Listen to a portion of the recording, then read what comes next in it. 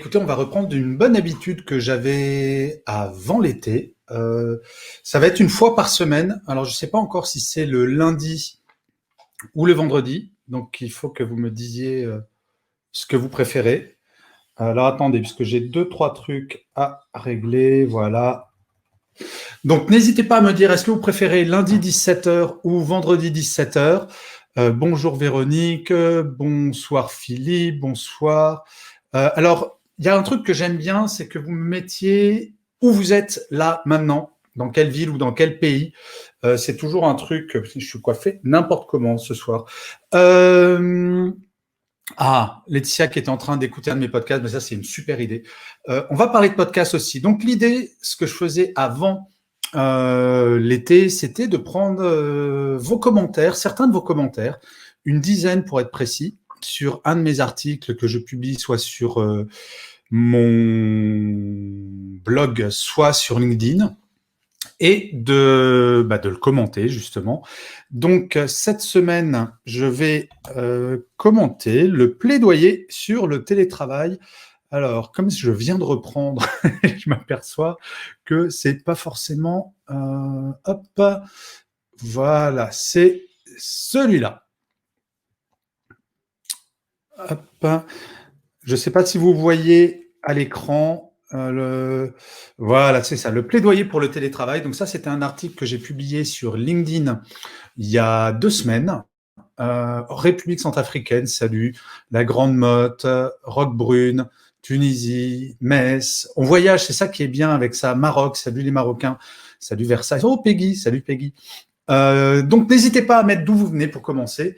Et donc l'idée, c'est de parler de vos commentaires sur le plaidoyer pour le télétravail, qui était un article qui a plutôt pas mal marché sur LinkedIn. Il y a eu beaucoup de commentaires, donc j'en ai choisi que quelques-uns, mais vous allez voir, il y en a qui sont qui se recoupent. Donc, si jamais ce n'est pas votre commentaire qui est choisi, pardon, mais ce sera peut-être pour une prochaine fois. Salut l'Algérie aussi. Il y a plusieurs personnes d'Algérie, la Guadeloupe.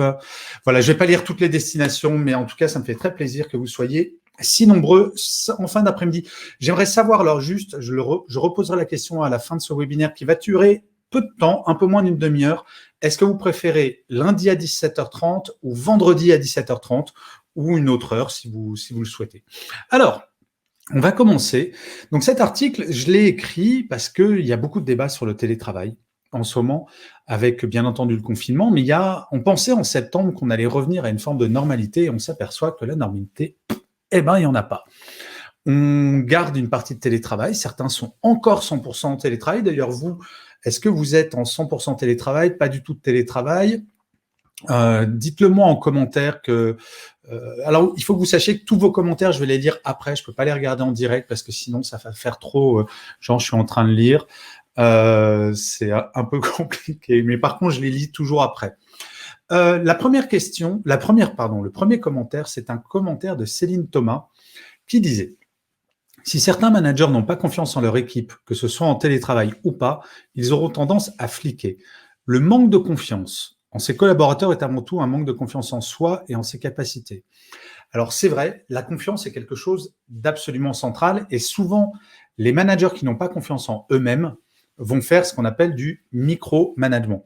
Le micro-management, c'est je vérifie tout en permanence, etc., etc. Vous en avez probablement connu des comme ça, en présentiel, qui font du micro-management, qui vérifient absolument tout le temps.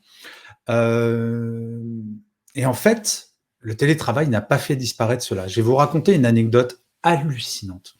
C'était pendant le confinement et je reçois sur mon blog beaucoup de messages de gens qui me racontent leur expérience, bonne ou mauvaise.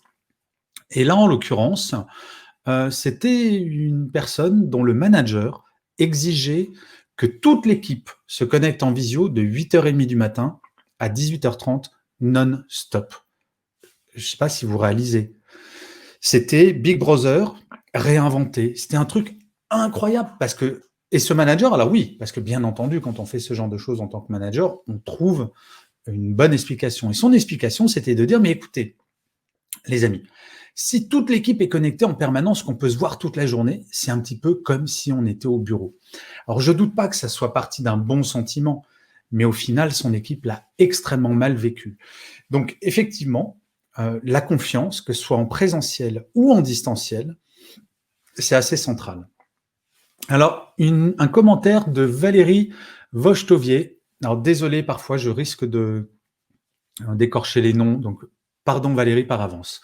Elle écrivait « Objectif de trouver un juste équilibre entre le présentiel et le télétravail avec une confiance réciproque manager-collaborateur favorisant la réussite des missions confiées. » Écoutez, je ne sais pas ce que vous en pensez, mais je ne pense pas qu'on puisse dire pour ou contre le télétravail. Alors, si je vous dis télétravail, envoyez-moi, je crois que vous pouvez envoyer un petit cœur si vous aimez le télétravail, en partie, pas à 100%, et faites un comme ça si vous êtes plus dubitatif. Mais la notion d'équilibre, c'est fondamental. Ce qu'on a vécu pendant le confinement, c'était pas vraiment du télétravail, c'était ce que j'appelais du corona-travail. C'est-à-dire qu'on était obligé, on n'avait pas le choix, on était enfermé chez nous, et c'était 100% télétravail. Là, on est en train de découvrir ce qu'est vraiment le télétravail, avec un bon équilibre. Toute la question est de savoir, est-ce que vous allez être dans une entreprise qui va vous dire, écoutez, vous êtes 50% télétravail et c'est forcément tel jour et tel jour. Ou au contraire, et il y a de plus en plus d'entreprises qui font ça, qui disent,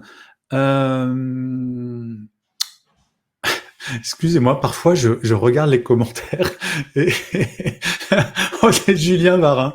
Julien, qui est une vieille connaissance, ça me fait plaisir d'avoir de tes nouvelles, Julien, et qui écrit télétravail, tu peux pas pécho. Alors, bon, je peux pas tout raconter sur Julien, mais c'est un plaisir d'avoir des nouvelles de ce garçon. Je reviens sur l'équilibre entre télétravail et présentiel. Il y a des entreprises de plus en plus qui disent, écoutez, vous avez le droit à prendre jusqu'à 3 jours ou 4 jours de télétravail par semaine. Par contre, il y a des demi-journées de présence obligatoire entre équipes pour que les équipes puissent se revoir. Vous avez même des entreprises qui ont décidé, pour les réunions d'équipe, de mettre à disposition des espaces dans du coworking, ce qui donne une grande souplesse. Et en fait, l'équilibre dont Valérie parlait entre le présentiel et le télétravail, c'est vraiment ça. C'est de donner la possibilité à chaque salarié de trouver ce qu'il préfère, en fait. On n'est pas deux à avoir la même relation au télétravail, on n'est pas deux à avoir les mêmes conditions de télétravail, et on n'est pas deux à avoir la même envie de retourner en présentiel ou pas. Et là, on vit une période extraordinaire, qui est cette période de transition. Et j'aime à répéter sans cesse qu'il faut voir cette période non pas comme une pause avant de revenir à une situation d'avant Covid, mais au contraire une phase de transition pour préparer la situation d'après. Et je crois que c'est vraiment intéressant et important de voir cette période comme une période de transition pendant laquelle les entreprises vont tester, les DRH testent énormément. Alors, s'il y a des DRH qui sont là, je vous fais coucou et je vous félicite grandement pour la période, parce qu'on ne parle pas assez des RH et des DRH qui abattent un travail en ce moment hallucinant. Enfin, depuis le 17 mars, je crois que c'est la fonction la plus sous pression, elle l'est encore. Alors, le commentaire suivant, c'est un commentaire de Sylvain Drault qui dit « Je ne pense pas que le manager imagine que les collaborateurs vont aller sur Netflix. Si ce sont leurs pensées, c'est que le travail met en avant le fait que certains managers ne managent pas. » Oui, c'est très vrai, mais vous avez des managers qui ont cette espèce d'idée saugrenue que si la personne est au bureau, forcément elle travaille. Ben oui, puisque je peux vérifier si mon collaborateur ou ma collaboratrice travaille, alors que si elle est chez elle, c'est pas sûr. Alors, si jamais il y a des managers qui ont cette conviction et qui regardent ce live, il y a un chiffre qu'il faut avoir en tête, qui date d'il y a 2-3 ans. Un salarié, là je parle d'un salarié français, mais j'imagine qu'en Belgique, j'ai pas vu s'il y avait des Belges ou des Suisses, mais en tout cas en France, un salarié va passer en moyenne, quand il est au bureau, 1 heure par jour, sur ses réseaux sociaux personnels. Donc en gros, à regarder des vidéos de petits chats sur YouTube ou à faire coucou à ses amis sur Facebook. C'est pas du travail. 1 heure par jour. Donc ce fantasme qui existe comme quoi on travaille plus quand on est en présentiel, en tout cas plus sérieusement qu'en distanciel, en télétravail, ce n'est qu'un fantasme. Donc effectivement, on en revient encore à la confiance, qu'on soit au travail, enfin au bureau ou en télétravail. C'est une relation de confiance où on se dit, bon, écoute, je t'ai donné telle mission, tu as tant de temps pour la finaliser. je te fais confiance parce que je sais que si vendredi, tu m'as promis le dossier, j'en ai rien à faire. Si tu travailles de 8h à 10h ou de 10h à midi, ou chacun adapte son travail. C'est pour ça que cette période est extraordinaire. Alors ensuite, c'était un commentaire. Alors parfois, euh, il y a des commentaires qui vont lancer une sorte de discussion, euh, comment dire, un peu pas agressive, mais tendue. Et là, c'était suite à un commentaire de Yves Morand qui me disait « Point de vue partisan ». Donc le télétravail, c'est quelque chose de bien, qui ne tient pas compte du réel. Et rappelez-vous, l'enfer est pavé de bonnes intentions, mais bon. Alors, cher Yves, c'est pas partisan. On a de plus en plus de données très concrètes sur l'apport que le télétravail a sur le bien-être des gens et l'impact que le télétravail a sur la productivité dans les entreprises. Donc là, il ne s'agit pas d'être pour ou contre le télétravail. Il s'agit, pour chacun d'entre nous, de se dire si ça nous correspond ou pas. Et vous avez des gens qui ne supportent pas le télétravail. Parce que j'ai l'exemple d'un jeune collaborateur qui m'a écrit en disant « Moi, je vis dans 10 mètres carrés, j'ai pas envie d'être en télétravail, ça ne me convient pas. » Et ça, il faut l'entendre. Et c'est pour ça que l'entreprise doit aussi s'adapter aux contraintes de chaque personne. Par contre, dire que c'est partisan, dans des conditions agréables de vie, le télétravail, juste, je vais vous donner un chiffre pour être un petit peu plus clair. En gros, un salarié va passer 50 minutes dans les transports, aller-retour entre domicile et chez soi, quand il va au bureau. 50 minutes. Si vous faites le calcul, sans télétravail, ça fait 10 jours par an. 10 jours par an passés soit dans sa voiture, soit dans le métro, soit sur son vélo, soit dans un bus. 10 jours par an. Donc moi, la personne qui me dirait « Non, franchement, le télétravail, c'est inutile et on s'en fout », alors soit c'est une personne qui habite tout près de son travail. Alors moi, il se trouve que, vous voyez, mon espace de travail, c'est ça, c'est mon bureau. Donc effectivement, je fais du télétravail depuis des années, ça ne change pas grand-chose pour moi. Mais pour beaucoup de salariés, rien qu'une fois ou 2 fois par semaine, ne pas avoir à prendre les transports, c'est pas mal. Par contre, l'extrême inverse, encore une fois, je le dis, et j'ai vu 1 ou 2 commentaires passer, il est très clair que le télétravail que l'on a connu pendant le confinement n'était pas du télétravail, c'était à marche forcée. Et donc, il ne faut pas se servir de cette période comme benchmark. Alors, le commentaire suivant, il vient de Peggy Feld qui dit « Attention à l'absentéisme qui peut être un moyen pour certains agents de fuir leur administration. Et pourquoi certains agents préfèrent le télétravail que de reprendre le travail ?» Alors Peggy, mais vous avez tellement raison. Je ne sais pas si vous le saviez, mais l'une des premières raisons, si ce n'est la première raison de l'absentéisme, c'est le stress généré par le travail. Alors le stress psychologique, mais aussi le stress physique qui va pouvoir faire qu'on a mal au dos, qu'on a ce genre de choses. Et effectivement, l'absentéisme est généré par ce stress. Pour vous donner juste un chiffre sur l'économie française, je ne sais pas s'il y a des gens qui vivent en Italie qui écoutent ce live, mais il n'y a que les Italiens qui nous battent, nous les Français, en termes d'absentéisme, puisqu'on vient de passer les 17 jours par an et par salarié.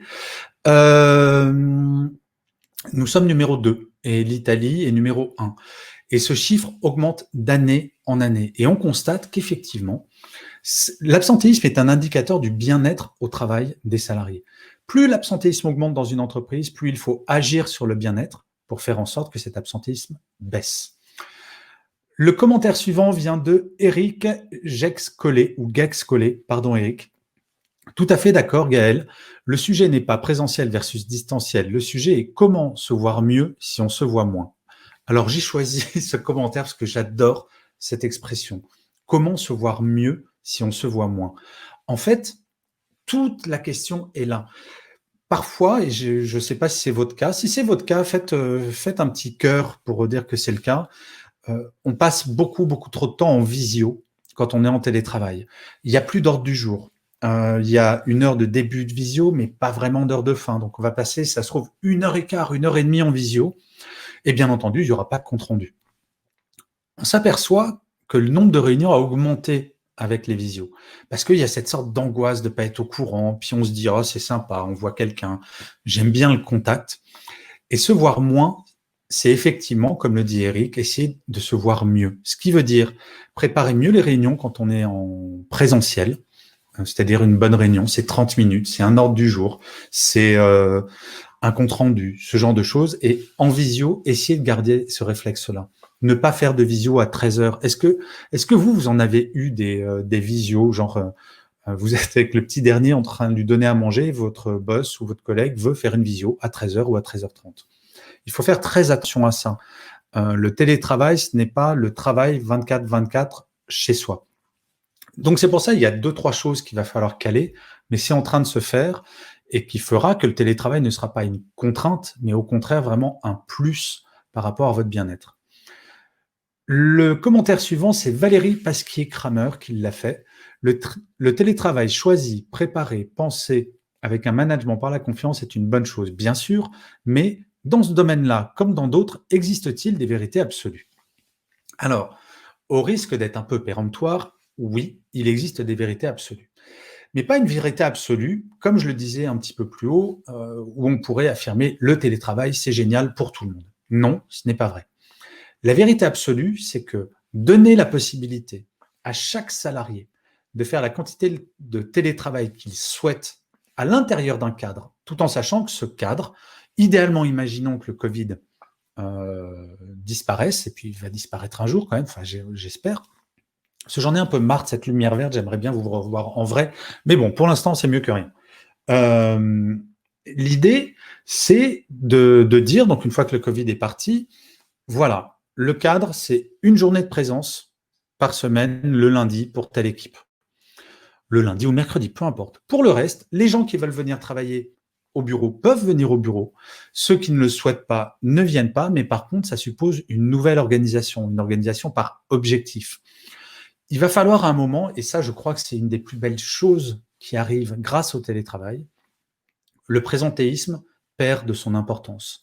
Regardez le nombre de fois où, partant un petit peu plus tôt que d'habitude, on vous sort tu prends ton après-midi. Les personnes à qui on a déjà dit ça, tu prends ton après-midi quand vous êtes parti un peu plus tôt, mettez un cœur pour voir si, ou applaudissez, plutôt applaudissez pour dire, voilà, moi ça m'est arrivé. Moi ça m'est arrivé un nombre de fois incroyable. Et ben, le télétravail rend ça quasiment impossible. Alors je sais qu'il y a maintenant des logiciels qui permettent de vérifier les connexions, etc. Mais finalement, ça ne fait que déporter sur le télétravail tous les travers qu'il pouvait y avoir avec le présentiel. Donc c'est pas très glorieux et c'est franchement une minorité d'entreprises. Donc tout ça pour vous dire que le présentéisme est relativement mis à mal par le télétravail. Ensuite, il y a le présentéisme qu'on s'impose nous, et c'est à vous toutes et tous d'être raisonnable par rapport à votre télétravail. Pas vous dire à 22h, oh tiens, bon, je suis au bureau, je vais faire un mail. Le commentaire suivant, on arrive presque à la fin, c'est François Michalon qui l'a fait et qui dit « Cela me fait penser à l'expression si connue, ah, c'était mieux avant ». Et oui, et oui François, la peur du changement. Et d'ailleurs, pour information, c'est le sujet de ma webconférence de mercredi sur comment est-ce qu'on gère le changement. Je suis assez surpris que finalement, il n'y ait pas une explosion des formations sur la gestion du changement. Parce que vous imaginez le nombre de changements qu'on connaît depuis 6 mois, que ce soit dans l'organisation du travail, que ce soit des changements économiques, que ce soit des changements personnels. C'est absolument incroyable. Vous voyez, moi, par exemple, je suis en télétravail. À l'époque, avant le corona, quand je ne faisais pas de conférence. J'étais en télétravail. Et j'étais seul à la maison pendant toute la journée. Là, maintenant, mon épouse est également en télétravail. Donc, je suis plus seul à la maison tout le temps. Donc, ces changements-là, il faut les accompagner. Et j'ai un peu le sentiment qu'avec le confinement, dans tous les pays qu'on a pu voir, enfin, dans tous les pays où il y a eu un confinement, pardon, ça a été très brutal. Et finalement, on accompagne peu ce changement.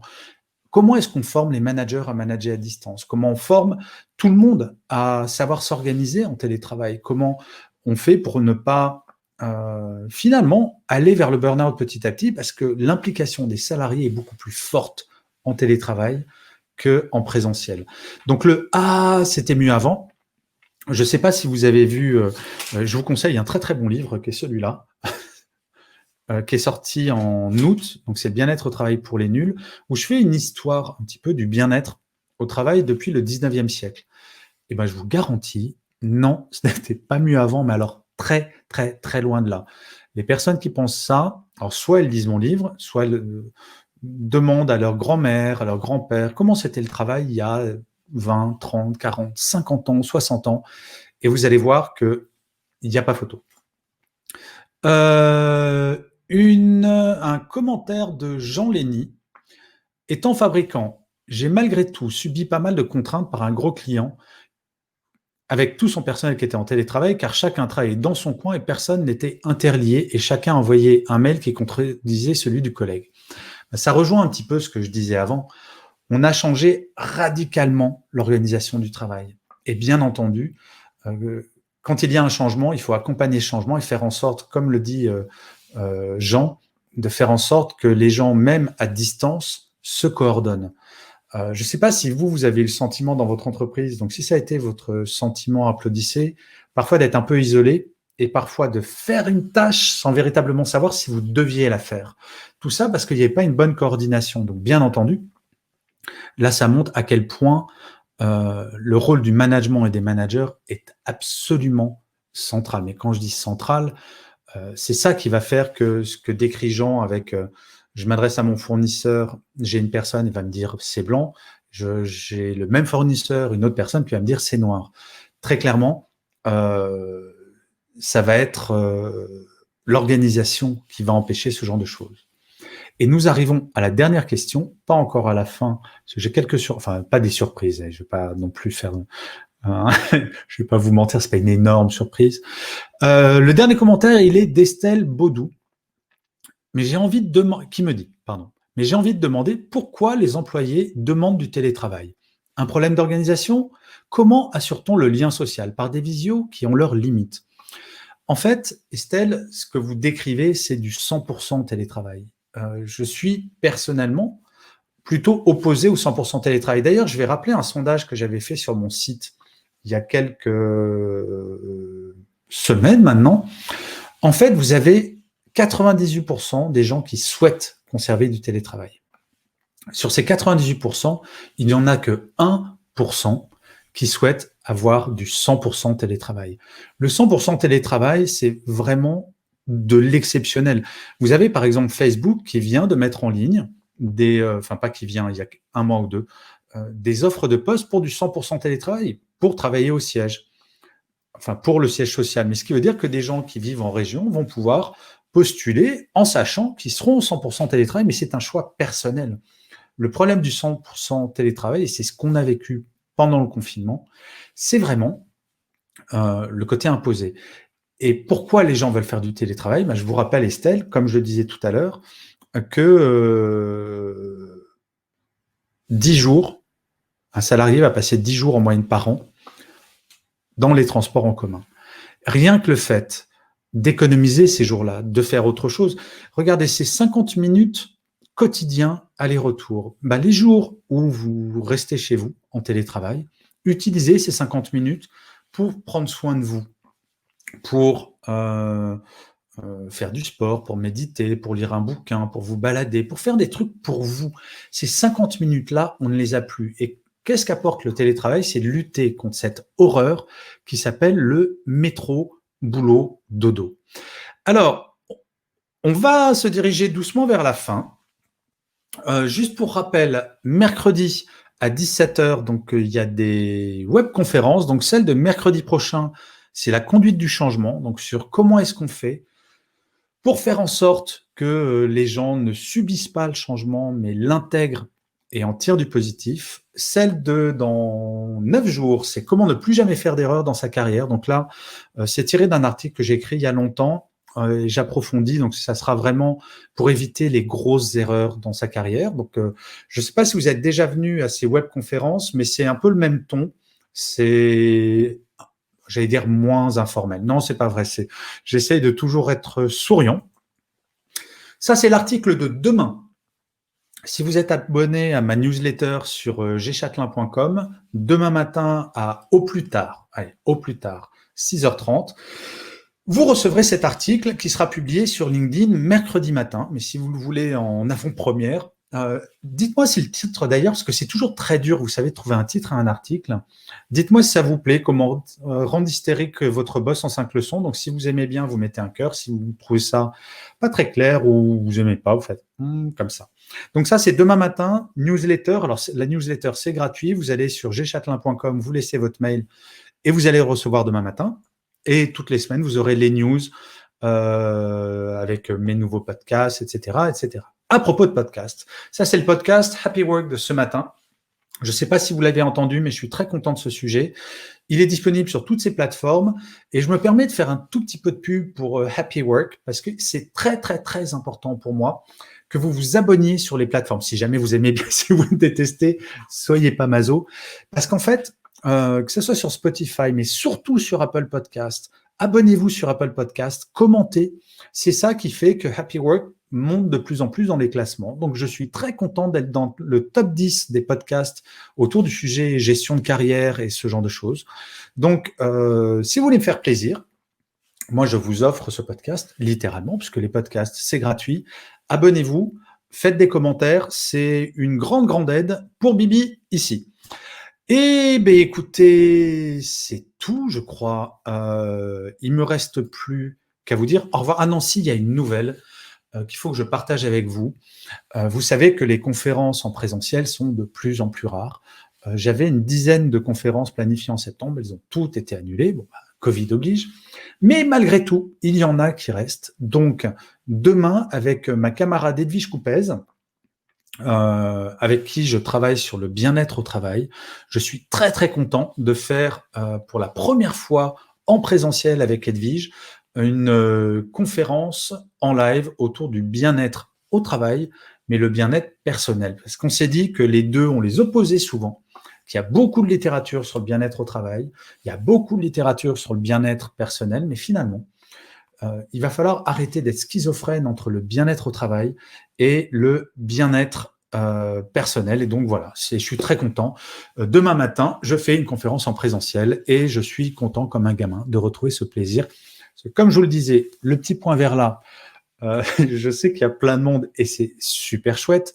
Et je vous remercie 1000 fois. Donc, dites-moi si vous préférez lundi à 17h30 ou vendredi à 17h30 pour ces interventions qui seront maintenant. Je les reprends toutes les semaines. Et ben, écoutez, prenez soin de vous. 1000 merci d'avoir assisté. N'hésitez pas à partager, n'hésitez pas à inviter des amis et rendez-vous au prochain épisode. Et prenez soin de vous surtout. Salut, salut, salut.